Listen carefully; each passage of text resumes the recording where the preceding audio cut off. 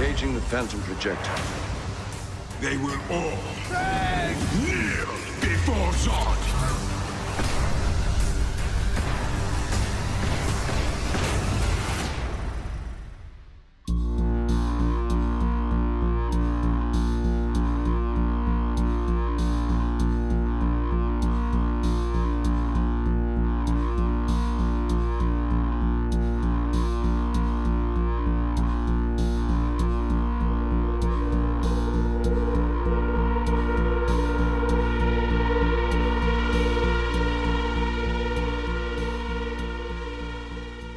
No, I didn't.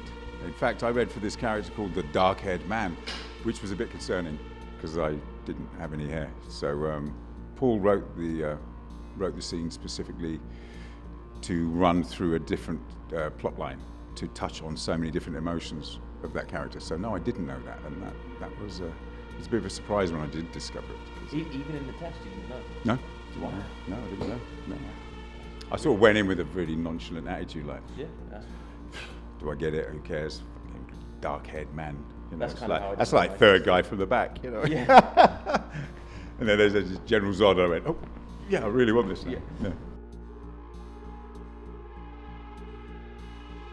When that moment was revealed, I thought that it was absolutely genius. I think it was brilliant. Because also the thing is, as someone who is a lover of comic books, I knew that Brainiac is always meant to come back and take Kandor. So that doesn't really compute that he would come back in time to destroy Superman. And then once we revealed that it's General Zod, it all starts to make so much more sense. But then it adds in that wonderful complexity of Zod doesn't want to destroy Superman. He just wants to save Krypton, which is always what he has wanted. And the consequences of that will be what they will be, as far as he's concerned.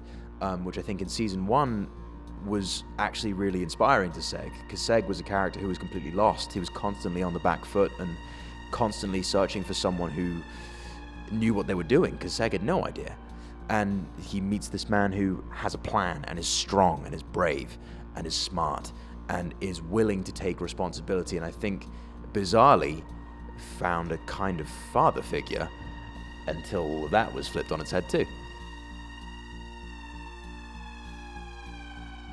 My love of Krypton, the love of my home planet, drives everything. I've seen the future. I've seen the weakness of the universe. I've seen the gaps in the game. And I understand the idiosyncrasies and the utopian ideals of how we can all live this way. But I know, I've spent time in the Phantom Zone as well. And I think one of the things I love about this season is my father now has spent time in the Phantom Zone. And once you've been in the Phantom Zone, and we saw that with Val-El at the end of the last season, where he doesn't quite have the same sort of ideals, because once you've been in there, you've seen not the worst of man or beast or whatever, or God, but you've just seen the belly of the beast. I think you change your views. It's really interesting to see what happens with Seg when he comes out, because I think he does change. I think you're far wiser, far harder, but at his core, I don't think he changes that much, and that's what impresses me in this season for Zod regarding his father. Is how did you come out and not turn into this? I've used Milton's Paradise Lost, the fallen angel. I see Superman as a messianic figure. I see him as and I see myself as the satanic character who just has full of hubris and pride and anger and hatred. So I've used more mythic characters. I don't think there's anybody out there who could touch Zod of this earth. This is beyond. I mean, some people have mentioned Castro, which was quite interesting, because I think it was because of the beard. I don't remember having a cigar, so I don't think it was that. But I don't think there's anybody been on the planet, no, not like this guy. This guy is of another legend.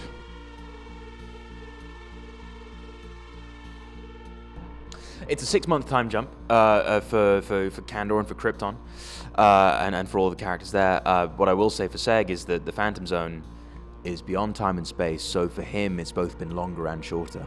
There was a wonderful, when we were playing the bits in the Phantom Zone, there was a really wonderful note in the script which said that Seg goes back and forth between feeling like he just got here and like he's always been here.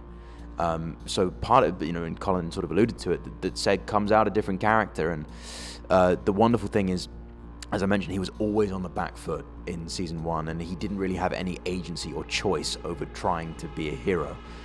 And the wonderful thing is that at the very last moment, he finally understood what it was to be a hero, that it's not about the symbol you wear on your chest, it's not about your family or your name, it's not about you at all, it's about everyone else. It's not about trying to save yourself, it's about trying to save everyone else. And he makes that sacrifice and decides to go into the Phantom Zone.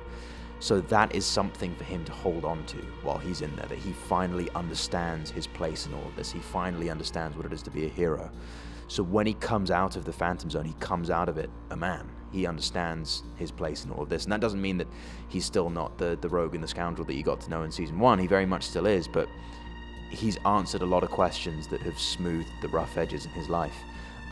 But for Seg, he's been in there for a seemingly interminable amount of time, even though there is only a 6-month time jump.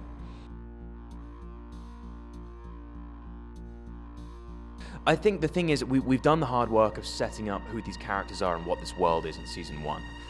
This season is the story I've always wanted to tell with these characters in this world.